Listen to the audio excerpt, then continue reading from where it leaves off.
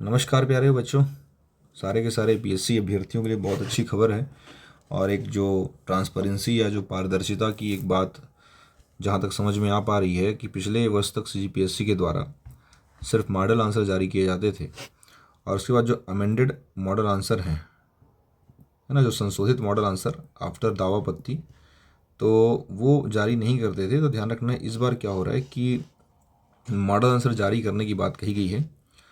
इसमें देख सकते हैं कि जो परीक्षा 11 फरवरी 2024 को आयोजित हुई थी प्रीलिम्स की, तो उसमें दावापत्ती का जो अंतिम दिनांक है ना, शुरुआत 19 फरवरी से किया गया था और 27 फरवरी तक जो है आपत्तियाँ इनवाइट की हैं। जो भी जिस बच्चे को लग रहा है कि हाँ क्वेश्चन, जिसमें कुछ दिन पहले खबरों में भी था कि सारे क्वेश्चन को लेके कुछ संदेह है, तो उन सारे प्रश्नों को लेके दावापत्ती आपको फिलअप करना है 27 तक, 27 विद इन सोर्सेस, है ना, ऑथेंटिक सोर्स के साथ ही आप इसमें अप्लाई करेंगे। और दूसरा ये है कि एक बहुत अच्छी न्यूज़ है कि इन्होंने ये डिक्लेयर किया है कि जो भी संबंधित विशेषज्ञ हैं, जो एक्सपर्ट कमेटी है, उनके ही जांच के और निराकरण के बाद, है ना, उसके बाद संशोधित मॉडल आंसर तैयार कराया जाएंगे, है ना। मॉडल आंसर होगा मतलब अमेंडमेंट मॉडल आंसर। इस बार ये पीएससी के सिलेबस में है, ध्यान रखना है कि उनके स्कीम में डाल डाल दिया गया। मार्च 2024 के प्रथम सप्ताह में संशोधित मॉडल आंसर उत्तर आयोग की वेबसाइट पर जारी हो जाएगा, और जो संशोधित मॉडल आंसर के आधार पर उत्तर पत्रक जो आंसर शीट है उनकी जांच कर लिखित परीक्षा परिणाम भी जारी किए जाएंगे। मतलब कि 1 से लेकर 10 मार्च के बीच में उम्मीद ये करिएगा कि आपकी प्रीलिम्स के रिजल्ट आ जाएंगे।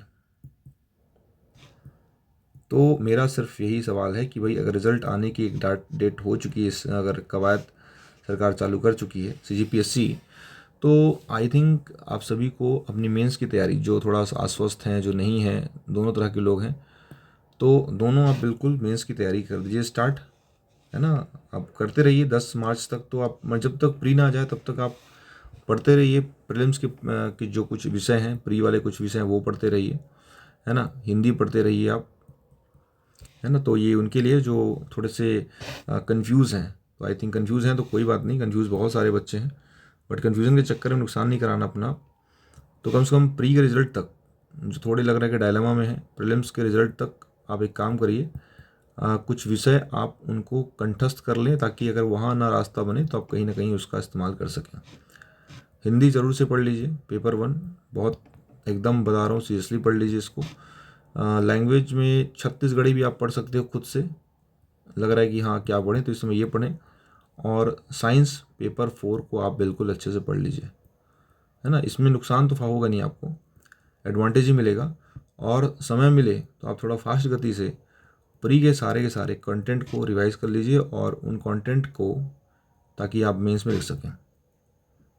तो इतना करेंगे ना तो फ़ायदा ये रहेगा कि प्री के रिज़ल्ट के बाद अगर आप पॉजिटिव रिज़ल्ट आता है, हमारे पक्ष में आता है, तो आप अपनी तैयारी को बढ़िया बढ़ाइए।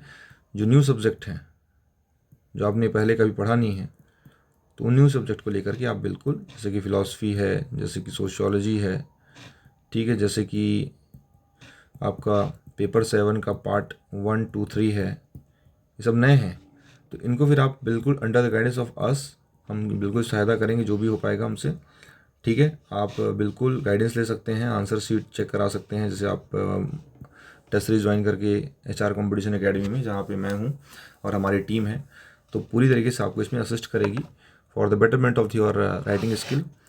तो आप ये तीनों को बाद में करिएगा, अगर मान लो लग रहा है थोड़ा सा आपको संदेह है अपने निर्णय को रिजल्ट को लेकर के, क्योंकि अभी भी कुछ क्वेश्चंस पे विवाद है ना। तो आई होप आप इसको समझेंगे, बातों को जानेंगे, और तैयारी, है ना, कीप इट कंटिन्यू। ध्यान रखना, जब तक तोड़ेंगे नहीं, है ना, तब तक छोड़ेंगे नहीं। कीप इट अप, कंटिन्यू, इसको लगातार जारी करिए। फिर मिलते हैं किसी नए वार्तालाप के साथ। धन्यवाद।